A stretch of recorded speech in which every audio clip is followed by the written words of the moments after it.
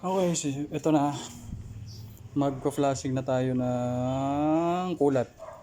So ito, baka sabihin nyo, bakit tubig o bakit magpapalit agad ako ng kulat after uh, or within a year pa lang or wala pang 30K, papalit agad akong kulat. Kasi dahilan yan, nagpalit ako radiator. Since dun sa vlog ko, nabutas yung radiator niya. Since katandaan na rin, marami ng cracks. So nagpalit ako ng radiator. Yun nga lang, wala pa akong pabiling coolant. So distilled muna yung nilagay ko. So ngayon, since meron ng coolant, di maglalagay na tayo ng coolant. So magpo-flashing lang tayo para dito. At bumili na rin ako ng distilled. Siyempre, ang distilled, siyempre mura lang. Bonus. Mura lang. Okay. 6.6 liters. So, yun. Medyo magkakalat-kalan dito, magbabasa. Pero okay lang yan. So, syempre, unang tatanggalin natin ito. Yung reserve niya. Tanggalin na natin yan. Medyo mahirap lang siyang hugutin kasi nakalock. Yun. Yung loob niya medyo may medyo nagkakalawang na siya. So hugasan na lang yan mamaya.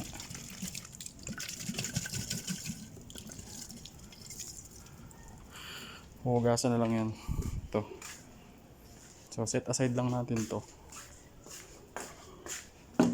Yan. Tapos syempre, mamaya natin buksan to.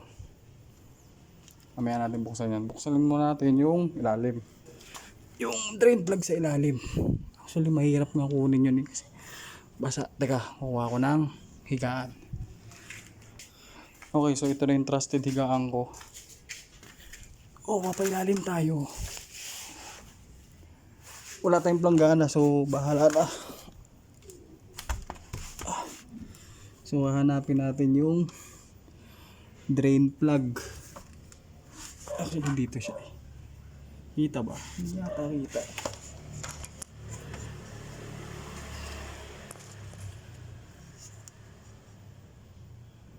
Siya na ang drain plug.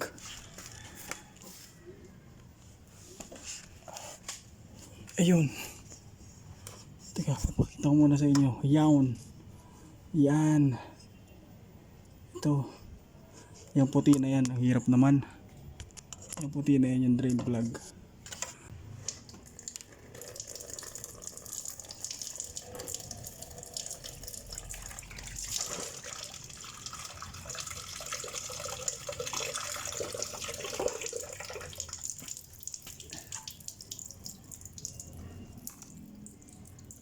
Yan na siya.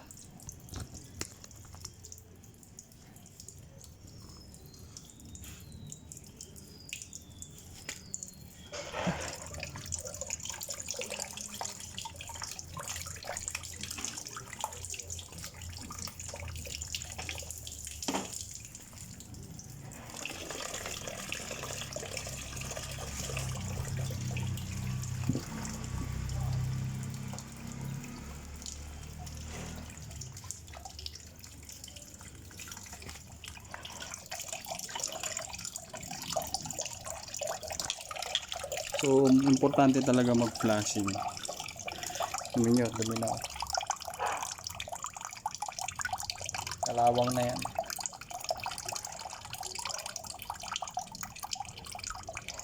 Kalawang na yan. Tinanggal ko na to para gumanda yung flow. Bumaba. Gagawin na lang natin, bubuksan natin yun. Bubuhos tayo dyan.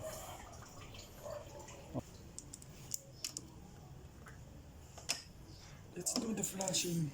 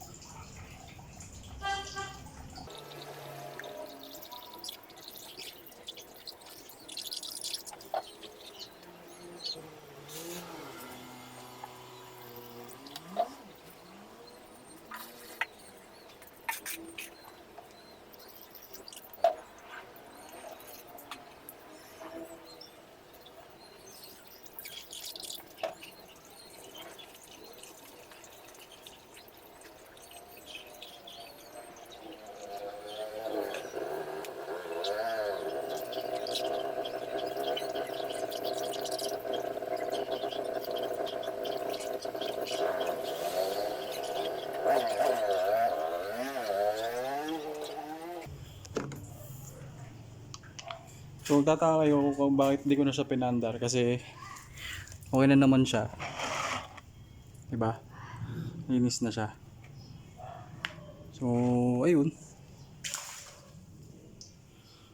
Papatuloyin ko pa. Tapos mamaya lalagyan ko na ng kulat. Nakakapagod lang. Pero okay lang.